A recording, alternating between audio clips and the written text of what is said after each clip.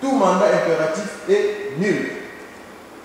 Le nombre de députés nationaux ainsi que les conditions de leur élection des élections sont fixées par la loi électorale. Tony, tu comprends de l'eau tout à l'heure, quand tu as député, va voter à Bango, n'a pas peuple mbalamoko. Et chaque député, ceux qui vont voter, ils ont mis balé au balandaka na ciment. Au cas où député a nazali souté, toi qui est misala mosusu, toi comme ministre, toi comme président, toi comme soginani, ndeka iko là o ya landi na ciment, suppléant na yo avec la liste na yé moto akoki pour remplacer. C'est-à-dire que après nga ezali boye système à liste ni kebe. Mais pour opé sa candidature ya députation, au comme député, parti na yo ko tinda yo OK na cadre parti, tout comme go kende, le col indépendant aux objectifs de la parti politique mon côté, c'est aussi accepté. Article 102. Article 100 de la Constitution le dit que nul ne peut être candidat aux élections législatives s'il ne remplit les conditions ci-après. C'est-à-dire que pour opérer sa candidat aux la député, dans le Congo, tu as la condition. Il faut d'abord 25 ans. Il faut 25 ans.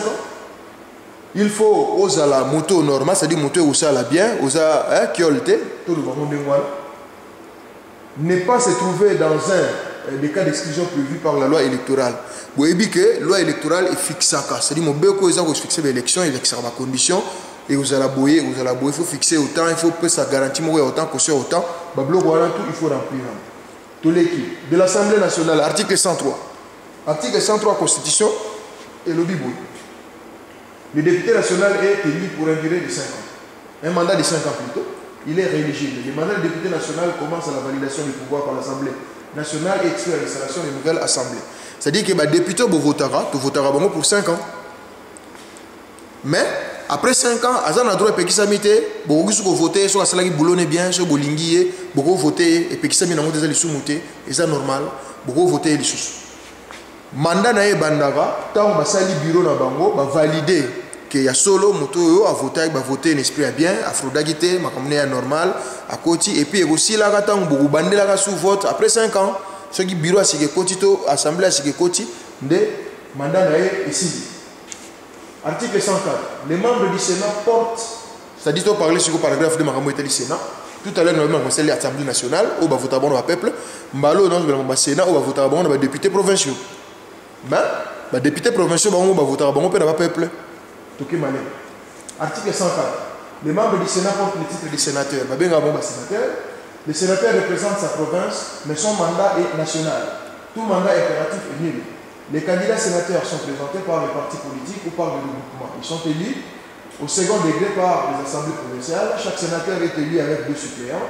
Les anciens présidents de la République élus sont des droits sénateurs à vie. Le nombre de sénateurs ainsi que les commissions sont fixés par la loi. Selon l'article 104, et ça peut prendre mon expliquer que la seule différence, c'est que les sénateurs vont voter à Bango, les députés provinciaux.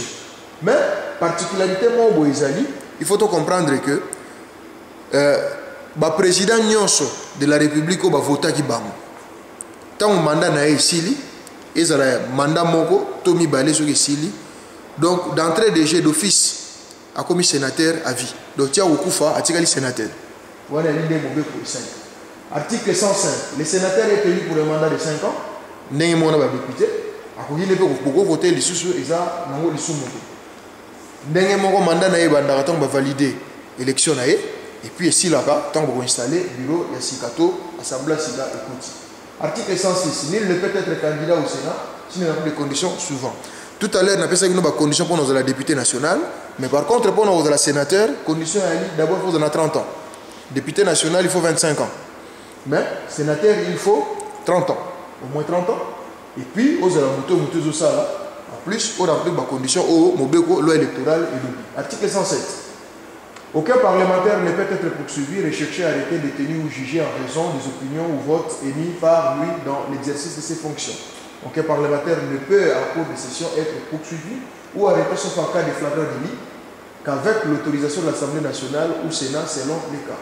En dehors des sessions, aucun parlementaire ne peut être arrêté qu'avec l'autorisation du bureau de l'Assemblée nationale ou du bureau du Sénat, sauf en cas de flagrant délit, de poursuites autorisées ou de condamnation définitive. La détention ou la poursuite d'un parlementaire est suspendue si la Chambre dont il est membre les requiert. La suspension ne peut excéder la durée la session en cours. C'est-à-dire que pour nos camps parlementaires, nous avons dit que mingi baso boulé qui soit comme parlementaire, comme Superman, nous sommes permis. Landa mala mundeko. Ba parlementaire ba kokipe au camp. So on a mbeba pino tambola ki bienté ba kosoyo. Mais pour basoyo, il faut bureau na bino indima. C'est-à-dire selon que vous êtes sénateur ou selon que vous êtes député national. Il faut bureau et sa autorisation. Mais ce qui est ali na bambe ba moko boy oyo salaki bako soyo, mais ce qui est ali pour la cause que vous êtes contre parti moko songolo za na pouvoir to salaki vote moko sepeli si bato pouvoir te pour ça bakoki kokanga yo te bakokanga yo pona ben fragata na yo makamu na yo salaki o eza na nzela te o etambolaki bien te wana bako simba yo. Mais toutefois ce qui bureau na bino pe lobeli yo bako tika yo, ce qui pe bureau lâché yo a olega mbala ya no masolele. Article 108. Le mandat du député national est compatible avec le mandat du sénateur et vice-versa. Au gros, la député, vous avez la sénateur, et ça l'a raté. Pour nous, c'est soit côté, soit bas côté. Le dit que le mandat du député ou du sénateur est compatible avec les fonctions au mandat suivant. Soit vous avez député, vous avez sénateur, et ça va boulot où vous avez la tête pendant que vous avez remplir la fonction. Le boulot vous avez membre du gouvernement, c'est-à-dire premier ministre, ministre ou vice-ministre, il faut bosser. Vous avez la membre de l'institution d'appui à la démocratie. Nous avons une institution d'appui à la démocratie. Et ça, par exemple, le logo du Conseil supérieur audiovisuel. Nous avons la Commission nationale électorale indépendante. Et ça, une institution d'appui à la démocratie. Vous avez la parlementaire, vous avez la logo. Ils ont interdit. Autrement dit, vous avez la membre de la force armée, il y a FRDC, vous avez la policier, vous avez sénateur, tout parlementaire. Ou qui peut vous avez la magistrat. Alors, on dit que vous avez l'agent de carrière service public de l'État. Cadre politique administratif. Donc, le boulot, il y a l'État, il y a parce que il y a un boulot professeur d'université et les il y a normal, vous avez un médecin et les tout en état député. Mais le boulot, il y a agent de carrière service de l'État, c'est des fonctionnaires.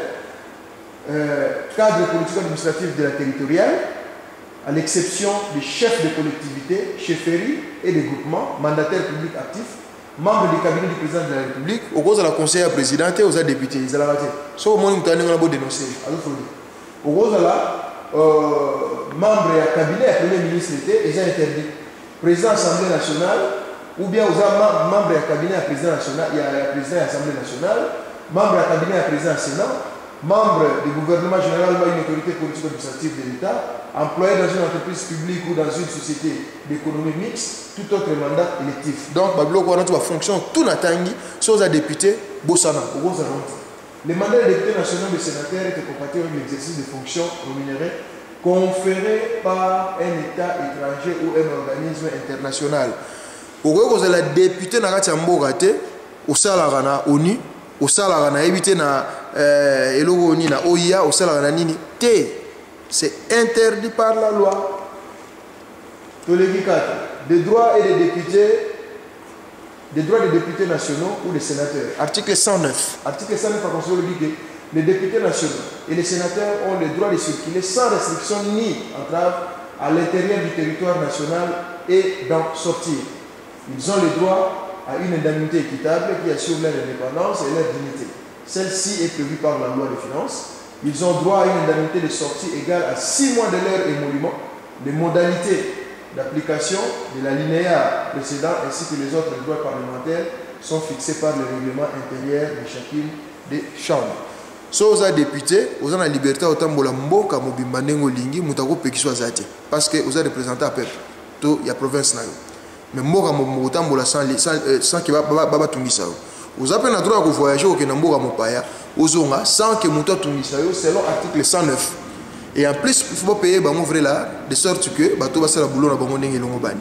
Tant que vidara boulot, il faut payer bango au moins 6 mois de monument na bango. Bazoura salaire et bazoura monument. Voilà. Article 110. Likambo il y a fait un mandat. Le mandat du député national et sénateur prend fin à l'expiration de la législature. La condition c'est que le boulot na bango ici là, soit 5 ans na bango vidé, soit à Koufi, soit à démissionner, soit empêchement définitif, faut ça la boulot soit incapacité permanente et vous avez une maladie.